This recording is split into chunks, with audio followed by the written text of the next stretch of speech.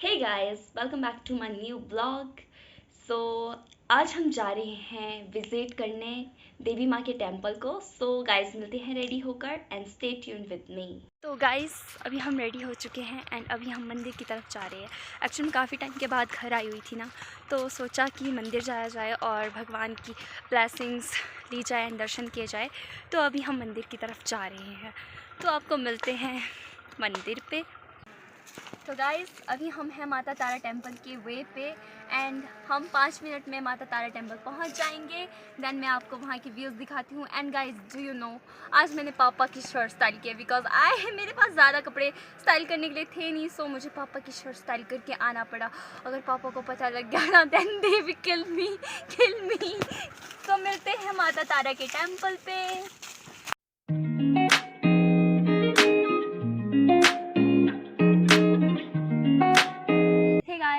हम मंदिर पहुंच चुके हैं, तो चलो सबसे पहले मैं आपको करवाती हूँ हमारे जुगनू देवता के दर्शन, जो है हमारे थानेदार, जिनको थानेदार भी कहा जाता है. सो चलो हम मंदिर के अंदर चलते हैं एंड दर्शन करते हैं.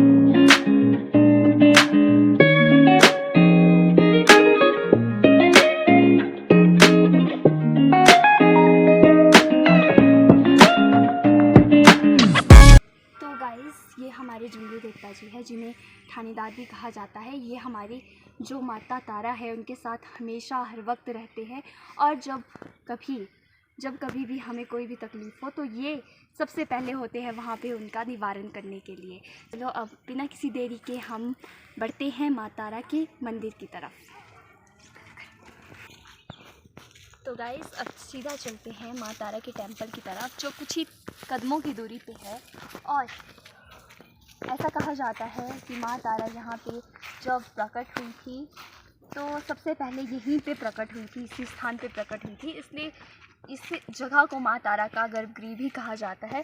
उससे पहले वो एक कन्या रूप में, आई थिंक किसी धनाली नाम के गांव में एक कन्या रूप में एक ब्राह्मण के घर पे रहती थी. और वहाँ पे उन्होंने कुछ परहेज़ करने को कहा था परिवार वालों से. किसी कारणवश उन्होंने वो परहेज़ करने में लापरवाही बरती होगी, जिस कारण से फिर माँ तारा जो है वो यहाँ आई नाराज़ होकर. एंड यहाँ पे वो एक काइंड ऑफ झाड़ियों के नीचे उनका वो था, स्थान था. और यहाँ पे कुछ लोग हुआ करते थे. ऐसा कहा जाता है कि लोग हुआ करते थे जो यहाँ पे आते थे अपने गायों को चराने के लिए. और उस वक्त वक्त ऐसा था, बहुत लोग भी अच्छे थे. एंड उन्होंने एक चीज़ नोटिस करी कि यहाँ पे हम जो मतलब उनकी जो गाय थी, उन्होंने उसने बछड़े को जन्म दिया था, कुछ ही दिन हुए थे और वो बहुत सारा दूध देती थी. बट जब से उसे यहाँ चुगाने के लिए लाया जाने लगा, तो वो उसका जब दूध निकालने की कोशिश करते थे उसके मालिक, तो उसके थन से दूध ही ना निकले. तो वो कंफ्यूज हो गए कि ये क्या हो रहा है, क्या सीन है ये. तो उन लोगों ने क्या किया, एक दिन पता लगाया एंड वो उस गाय के पीछे पीछे गए कि ये कहाँ जाती है, क्या करती है, यू नो. फिर वो देखते हैं कि ये जाकर किसी झाड़ी के ऊपर जो है दूध चढ़ा रही है, खुद दूध निकल रहा है उसके थनों से और दूध चढ़ा रही है. तो उस दिन वहाँ पे, उसके बाद वहाँ पे खुदाई की गई, जिसके बाद वहाँ से एक हमें काइंड ऑफ शिवलिंग जैसा कुछ, जो भी बोलते हैं उसे, वो देखने को मिला. जिसके बाद यहाँ पे उनकी पंडितों को पूछा गया, हवन कराए गए, उसके बाद उनकी स्थापना की गई यहाँ पे और मंदिर का निर्माण किया गया. तो चलो फिर चलते हैं हम.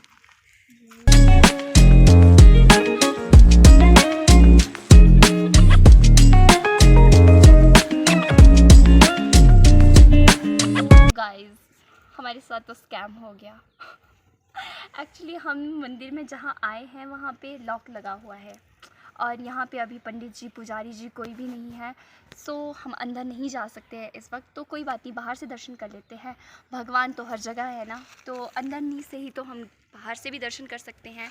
तो गाइज़ कोई बात नहीं, जब मैं किसी और दिन आऊँगी, किसी शुभ अवसर पर आऊँगी, तो आपको ज़रूर अंदर से भी दिखा दूँगी, अंदर से भी भगवान के दर्शन करवा दूँगी. तो अभी के लिए तो यहीं से हो सकता है.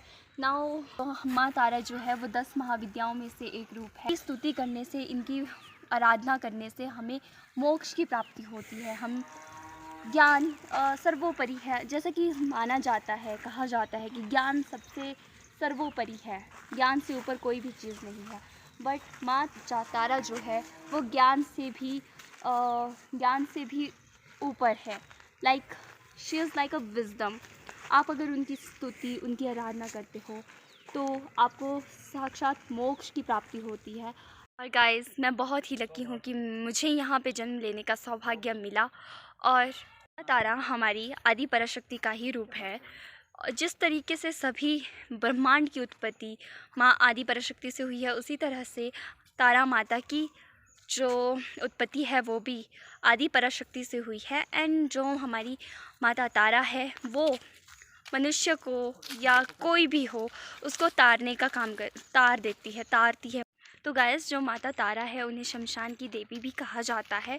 एंड विषपान के जब समुद्र मंथन हुआ था, उस वक्त जब शिवजी भगवान ने विष का पान किया था, उस वक्त उस विष से उनके शरीर में जो पीड़ा, जो जलन हुई थी, तो उससे तारने वाली जो थी वो माँ तारा ही थी। ऐसा कहा जाता है कि जब शिवजी भगवान को, महादेव को माता तारा ने अपना स्तनपान करवाया, तो उसके बाद जाकर शिवजी के महादेव की जो है शरीर की जलन, पीड़ा जो है वो कम हुई और उन्हें जहर के जो प्रभाव थे, जो दुष्प्रभाव थे, उनसे भी छुटकारा मिला, मतलब निजात मिली।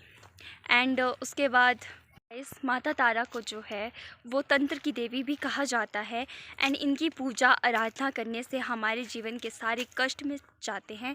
जैसा कि मैंने आपको बताया था कि इनकी पूजा आराधना करने से हमारे सारे जो दुख तकलीफ़ है उनसे हमें मुक्ति मिल जाती है।